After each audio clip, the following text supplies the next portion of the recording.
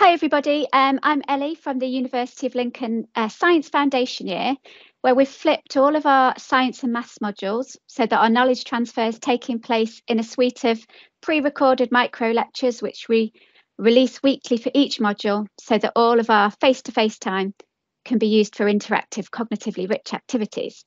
So we've been doing this for a couple of years, and we've asked our students in focus group what they think is important when it comes to our video lectures. And here's a top 10 rundown of what they said was important to them.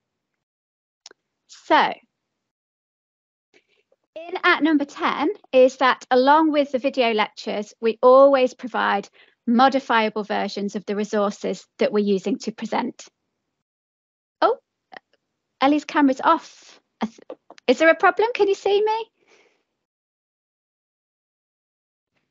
No, I can see you, Ellie. Oh, okay.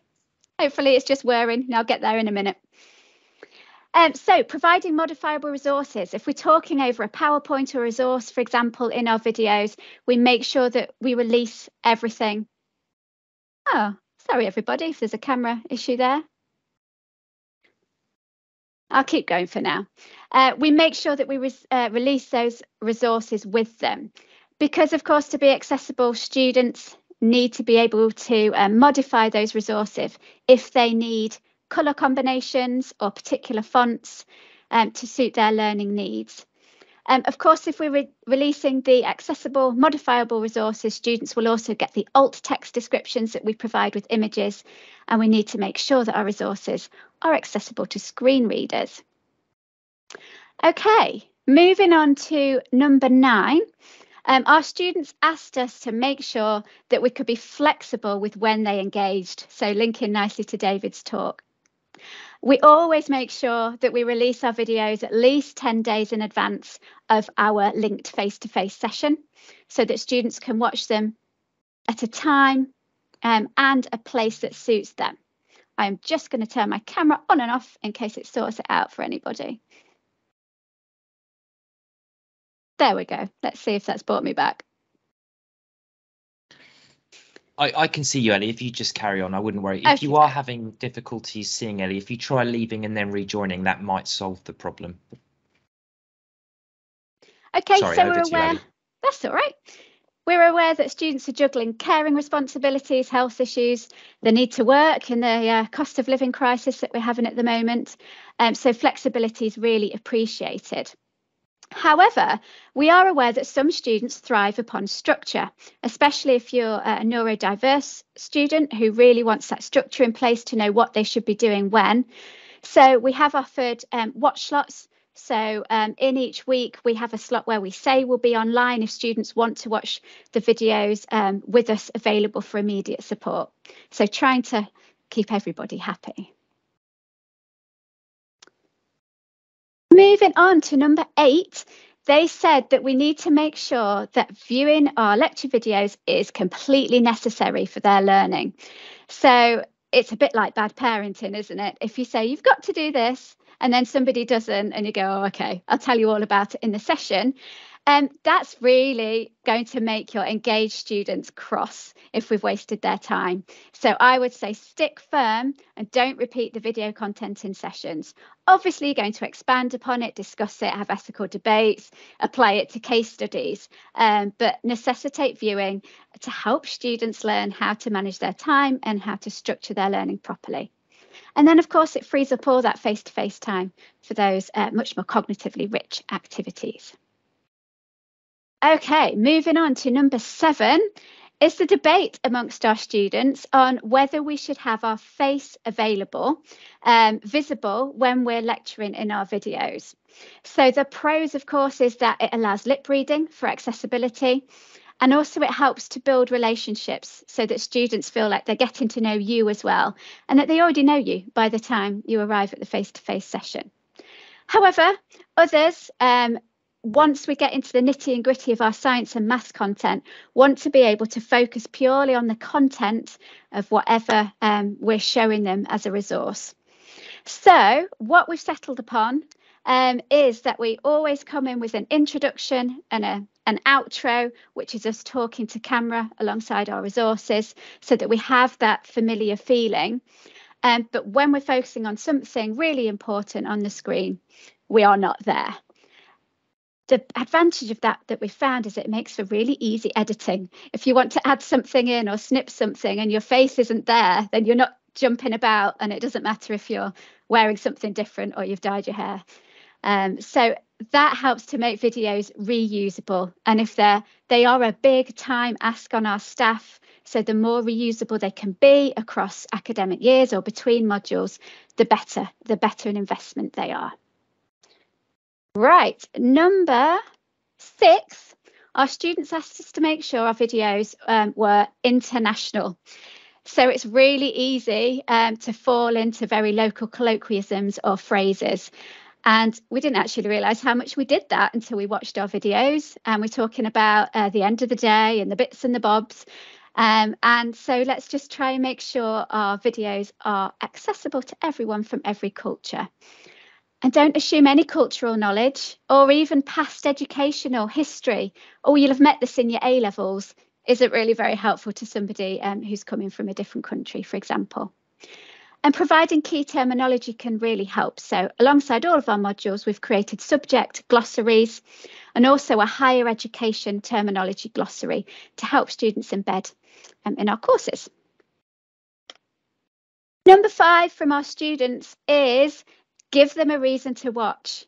So what is the added value in sitting through us narrating the topic? It's the old adage, don't read your slides, because then they could just take the PowerPoints and read them themselves. And of course, the value added is us.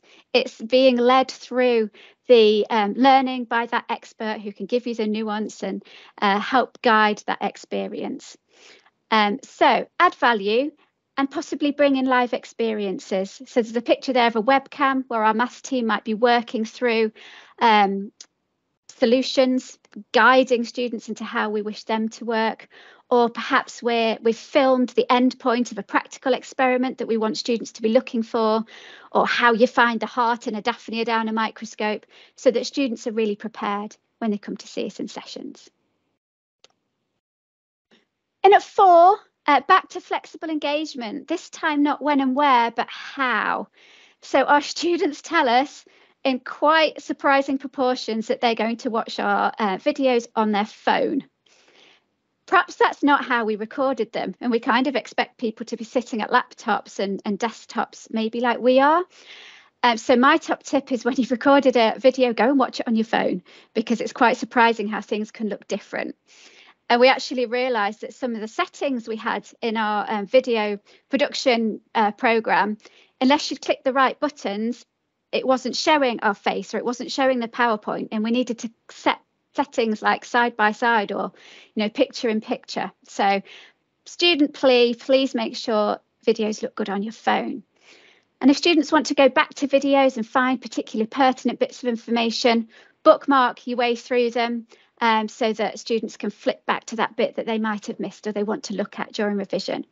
And of course, if you use slide titles in PowerPoint, then many software will do that for you. Speed. So try and produce something where you can change the speed. I was surprised last year when a student told me they'd watched an entire module's lectures on triple speed the night before the exam. Not my preference, sounds awful, but each to their own. Students like to be delivered to at different speeds. And in terms of quality, we tend to think that maybe the highest quality videos are the best experience for our students. But if somebody's sitting at home with dodgy Wi-Fi or sharing the Wi-Fi with their siblings, perhaps it's better to have it as lower quality as is required for that particular output, so that it's not taking up too much bandwidth. Number 3, so top 3 now, embed understanding checks. It's really hard to keep your attention on something that's just going along without you having to engage. And there's lots of distractions in the world these days. So embedding quizzes every few minutes into a video goes down really well. Deliberate pauses where we say, right, stop now. Are you going to try this question? Press play again, when we're ready to talk through it together. And those embedded quizzes can really help for things like engagement checks, so we can track exactly who's doing what. But we can also use them as sign-offs. So, for example, if we're talking about plagiarism, we say, check this to understand that you know you can and can't do this. And then we have a record of that from our students. But we could also use it for signposting. If this isn't clear to you, if you need some more help on this, click this in your quiz and we will contact you, or we will signpost you to particular support sessions. So it's an easy way of students telling us if they're struggling. Penultimate tip from our students is that they're called micro-lectures. Please make them micro-lectures. So concentration span today is sadly quite short. And they've asked us to not let them go much beyond 10 minutes. That seems to be the optimum. And I've taught you to say that we are doing flipped learning. One of the traps that you can fall into with flipped learning is overburden on our students. If we're expecting them to prepare for a session, it's got to fit in with their timetable and with their lives. And we can't just kind of expand their learning into before and after. So if you're expecting somebody to do something before a session, you need to expect them to do slightly less afterwards. And the top tip from our student is captions, please, and please make them accurate. So it's a big investment to edit your captions for everything that you're doing, but it is the number one important thing that students have asked us for. There's the clear advantages to students with additional needs in terms of visual impairments, but captions really are for everybody. They really help to make cognitive connections, especially if it's new scientific terminology with the content that's on screen. It can help international students to embed the language, can help students who perhaps with processing needs and accents are really difficult. And then, of course, it creates an accurate transcript, which students can help use them to scaffold their notes or help them with their revision. So there's the plea for captions. And that puts us back to that previous slide where as reusable as we can make videos as possible, it's going to make the investment in captions even more useful. Thank you very much. That's it from me. Thank you so much. I love that. It's so good. Yeah, and I can see from the reactions, it's gone down very well. In the interest of keeping to time, I'm going to ask a question. I hope that's okay with everyone, but feel free to stick any questions you do have in the chat as well. One question I had, Ellie, if that's okay, is in your experience regarding the stop checks, I really like that idea of putting those into videos because, as you said, I think it's so easy to get distracted when you're watching things when you're on your own. I do it all the time, and having those in there when I've done kind of online courses really, really helps me anyway, keep me focused. In your experience, have you found that students actually they do come to you when you put these kind of stop checks in? It really helps?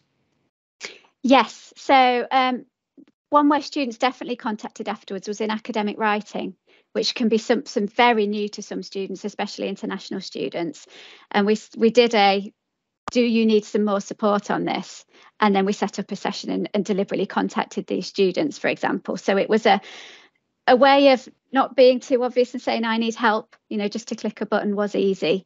But yes, in terms of the content, students really engage with them and they can bring them with them to the face-to-face sessions and say, can we go over that?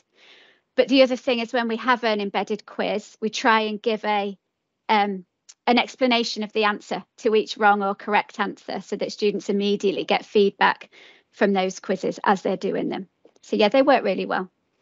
Oh, that's good. It's good to know, because I think that's one thing. I think some people, in my experience, I think they worry that it's going to take so much time to kind of put these stop checks in. But I think now the technology's come on so much, I think there's a lot of providers. They do make it quite easy to stick those stop checks in. So, for example, we use Panopto at the University of Kent, and it's quite easy to stick in those. Yes. Like that, and I'm sure it's the same elsewhere. But yeah. Thank you so much. I could ask you questions all day. I really could, but I think we're going to have to stop now for a quick break.